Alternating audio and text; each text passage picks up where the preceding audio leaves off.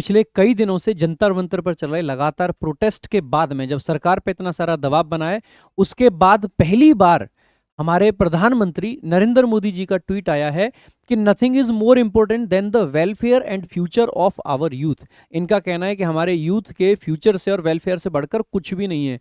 तो मोदी जी, अब तक ऐसा नहीं था क्या? ये आज से ही ऐसा होने वाला है? अब तक इतने बच्चे जो चीख रहे थे, चिल्ला रहे थे, इतनी सारी चीजें हो रही थी, तब तक आपका ये ट्वीट कहाँ था? साथ ही साथ में इन्होंने ये डिसाइड करा है कि we have decided to set up fast track courts to ensure swift and stringent punishment for those involved in paper leaks. यानी कि पेपर लीक्स की यहाँ पे बात हो रही है। ये वीडियो मैं क्यों बना रहा हूँ? मेरा पर्पज ये नहीं है कि मैं आपको इनका ट्वीट बता सकूं। मेरा पर्पज यहाँ पे ये है कि 2025 में एसएससी एग्जाम्स में इतनी सारी अनियमितताएं थी कि जितना आज विद्यार्थी प्रभावित हुआ है, जितना आज विद्यार्थी अफेक्टेड है, दुख में है, उससे कहीं ज्यादा उस टाइम पर भी था। न सिर्फ एसएससी की परीक्षाएं, बल्कि में आप देखेंगे यूपी पुलिस हो गया, चाहे यूपी एसआई है, चाहे यूपी कांस्टेबल है, रेलवे के एग्जाम्स हो गए, सब में इतनी सारी अनियमितताएं रही हैं। और खास करके एसएससी का जिक्र इसलिए कर रहा हूं क्योंकि यहाँ पे ना बात सिर्फ आज पेपर लीक की हो रही है। हर जगह जहां पे बात देखो वहां पे सिर्फ और सिर्फ पेपर लीक और नीट की हो रही है। और अगर इस तरीके से सिर्फ इस मुद्दे को इतना लिमिटेड ही समझा जाएगा, अगर आज बात हमारे प्रधानमंत्री जी तक सुन रहे हैं तो उनके कानों तक ये बात भी जानी चाहिए कि मुद्दा सिर्फ पेपर लीक का नहीं है। इस एजुकेशन सिस्टम में इतनी सारी खामियां, इतनी सारी कमियां हैं कि जब एक बच्चा पेपर देने जाता है तो उसको तबेले में बिठा दिया जाता है, उसको इस तरीके का सेंटर दिया जाता है जहां पे वो फेयर तरीके से पेपर नहीं दे पा रहा है। अगर एसएससी 2025 को आप देखोगे तो पेपर लीक के उतने एलिगेशंस नहीं थे। किसी ने नहीं कहा कि स्टेनो का पेपर लीक था, किसी ने नहीं कहा कि सिलेक्शन पोस्ट का पेपर लीक था या सीजीएल का पेपर लीक था, लेकिन वहां पे लीक से भी बढ़कर चीजें थी। सीधे सीधे रिमोट एक्सेस हो रहा था, उसको तो शायद ये लीक की कैटेगरी में ना रखें। रिमोट एक्सेस हो रहा था, भाई किसी का पेपर कोई और दे रहा है, पेपर के अंदर बच्चा मोबाइल लेके चला जा रहा है, शायद हो सकता है इसको भी ये पेपर लीक की कैटेगरी में ना रखें। अलग अलग तरीके से पूरा का पूरा सेंटर कॉम्प्रोमाइज हो रहा है।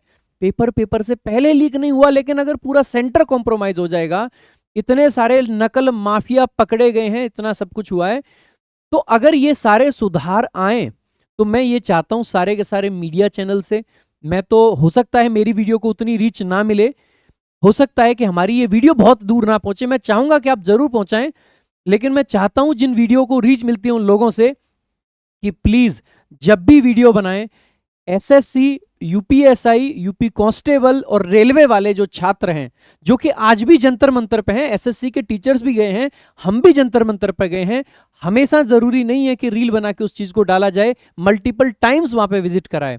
बस ये जरूर कहना चाहता हूं कि प्लीज अगर जब भी कोई वीडियो बनाए तो सिर्फ एक नीट का पेपर लीक वहां पे शामिल नहीं होना चाहिए। वहां पे पूरा का पूरा एसएससी के इकोसिस्टम में जो कमी आई है, जिस तरीके से एसएससी का वेंडर चेंज होने के बाद में एग्जाम सिस्टम पूरे तरीके से फ्लॉप रहा है, उस सबको भी इंक्लूड कीजिए। अगर इस तरीके के कोर्ट बनाए जाएं तो वो सिर्फ लीक के लिए नहीं हो। अगर किसी भी बच्चे के पेपर में किसी भी प्रकार की अनियमितता है, उसने दुख दर्द झेले, मैंने बच्चों को रोते देखा है। 2025 के बच्चे जो दुखों में थे, उनको जस्ट इतना था कि कुछ नहीं, हमें 6 महीने का एज रिलैक्सेशन ही दे देते। कायदे से अगर यूपी में एक एग्जाम लेट होता है तो योगी जी 3 साल का रिलैक्सेशन दे देते हैं। तो एसएससी 2025 और 24 का इवन एग्जाम, 24 के मेंस में आपको पता होगा इतने सारे क्वेश्चंस गलत थे जिसको लेके कोर्ट केस हुआ, सारी चीजें हुई।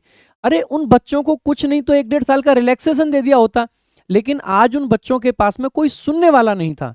बच्चे रोते रहे पेपर का जब फॉर्म भरे जा रहे थे, लेकिन हमारे पास में भी कोई चैनल नहीं है ऐसा कि जाके सरकार को डायरेक्ट ये बात कह दी जाए। किसी के पास ऐसा कोई चैनल नहीं है। अगर कुछ इस तरीके का होता है, कुछ अच्छा करने का सरकार सोच रही है, तो हाथ जोड़कर, यहां तक हाथ जोड़कर विनती है कि ये चीज लिमिटेड ना रहे। ऐसा ना हो कि कल को एसएससी वाला बच्चा सोचे कि मैं जंतर मंतर पे था, मैंने चीजें करने का प्रयास किया कि हमारे हक में कुछ हो, और इन बेचारों के हक में कुछ ना हो। मैं बस यही चाहता हूं कि एसएससी वाले हों, रेलवे वाले हों, नीट वाले हों, या किसी और एग्जाम वाले बच्चे हों, यूपीएसआई वाले हों, चाहे एमपीएसआई वाले हों, व्यापम वाले हों या आरएएस वाले हों, अगर सिस्टम में सुधार आ रहा है, अगर ये पूरा का पूरा आंदोलन पूरे देश लेवल पर चला है, सारे लोगों ने इसमें पार्टिसिपेट करा है, किसी ने सोशल मीडिया के थ्रू या कैसे भी सरकार तक अगर आवाज पहुंची है, तो इसका फायदा पूरे के पूरे एजुकेशन सिस्टम को पूरे के पूरे तरीके से मिले। तो जो भी चीजें हैं, प्लीज, मैं ये नहीं कह रहा हूं कि भैया एसएससी वालों के साथ गलत कर रहा है कोई, कुछ नहीं, किसी से शिकायत नहीं है, बस मेरी एक विनती है, मेरी एक रिक्वेस्ट है सारे के सारे न्यूज चैनल से, सारे के सारे मीडिया वालों से और सारे के सारे बड़े टीचर से कि प्लीज आप लोग समय रहते इन मुद्दों को भी थोड़ा सा हाईलाइट करें कि एसएससी के एग्जाम्स में भी बहुत सारी कमियां हैं, उनको भी जरूर पूरा किया जाए। बाकी मैं इतना ही कहना चाहूंगा, आपका इस पूरे मुद्दे को लेके क्या ओपिनियन है, क्या विचार है? मैं प्रोटेस्ट में कौन है, कौन पॉलिटिकल है, कौन कैसा है, मैं उस चीज की बात नहीं करूंगा, मैं उन मुद्दों पे ही नहीं जाऊंगा कि क्या है वहां पे क्या नहीं है।